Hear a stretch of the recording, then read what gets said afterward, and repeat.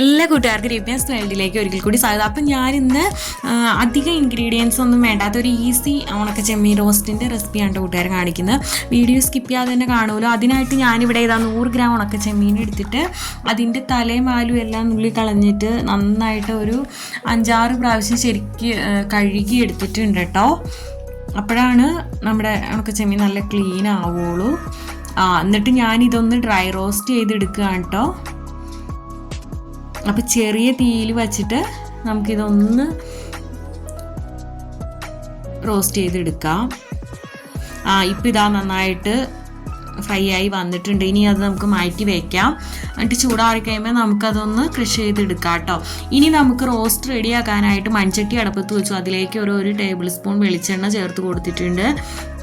പിന്നെ ഇതാ 2 ചെറിയ സവാള ഞാൻ നുറുക്കിയത് ചേർത്ത് കൊടുത്തിട്ടുണ്ട്. എന്നിട്ട് നമുക്കിനി ഇതൊന്ന് വഴറ്റിയെടുക്കാം. ഒരുവിധം വഴന്ന് വന്നപ്പോൾ നമ്മൾ അതിലേക്ക് സവാളയെല്ലാം നല്ല സോഫ്റ്റായി വന്നിട്ടുണ്ട്. ഈ സമയത്ത് ഒരു 2 ടേബിൾ സ്പൂൺ ഇത് കാശ്മീരി മുളക് പൊടിയാണ് കേട്ടോ ഞാൻ ചേർത്ത് കൊടുത്തിരിക്കുന്നത്. പിന്നെ ഇതാ കറിവേപ്പില ചേർത്ത് കൊടുത്തിട്ടുണ്ട്. ഇനി ഇതും കൂടെ നമുക്ക് നന്നായിട്ട് വഴറ്റിയെടുക്കണം.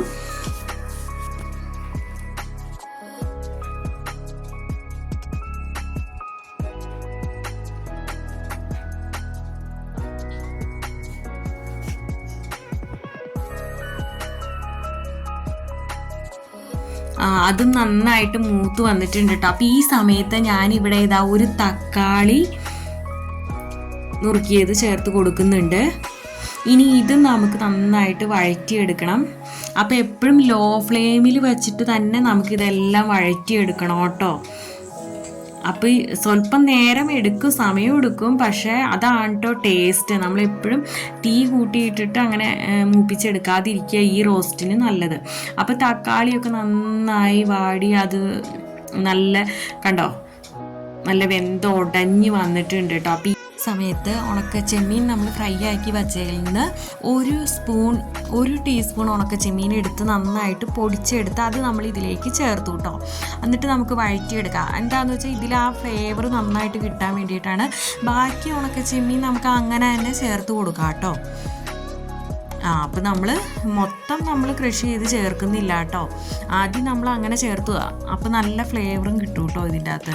പിന്നെ ഇതാ സ്വല്പം ഉപ്പ് കുറവുണ്ടായിരുന്നു കേട്ടോ. അപ്പോൾ ഉപ്പും ചേർത്ത് കൊടുത്ത് ഞാൻ കറിവേപ്പിലയും ചേർത്ത് കൊടുത്തിട്ടുണ്ട്. അപ്പോൾ ഇനി ഇത് നന്നായിട്ടൊന്ന് ഒന്നും കൂടെ ഒന്ന് നമുക്ക് വഴറ്റിയെടുക്കാം കേട്ടോ. അപ്പം ഞാൻ പറഞ്ഞതുപോലെ തന്നെ വളരെ കുറച്ച് ഇൻഗ്രീഡിയൻസ് വെച്ചിട്ട് നമുക്ക് അടിപൊളി ഉണക്ക ചെമ്മീൻ റോസ്റ്റ് ഉണ്ടാക്കിയെടുക്കാം കേട്ടോ. ഇങ്ങനെ തന്നെ കൂട്ടുകാർ ഞാൻ പറഞ്ഞ പോലെ തന്നെ ഉണ്ടാക്കി നോക്കിക്കോളൂ കേട്ടോ. ഒരിക്കൽ ഉണ്ടാക്കിയാൽ പിന്നെ ഇങ്ങനെ തന്നെ ആട്ടോ ഉണ്ടാക്കുകയുള്ളൂ, ഉറപ്പാണ്. അപ്പോൾ കൂട്ടുകാർക്ക് വീഡിയോ ഇഷ്ടപ്പെടുകയാണെങ്കിൽ നിങ്ങളുടെ ഫ്രണ്ട്സിന് ഫാമിലിക്കൊക്കെ ഒന്ന് ഷെയർ ചെയ്ത് സപ്പോർട്ട് ചെയ്യണം കേട്ടോ കൂട്ടുകാരെ. അപ്പോൾ ഇനി നല്ലൊരു വീഡിയോ ആയിട്ട് വരുന്നത് വരെ okay, tata bye bye, thanks for watching.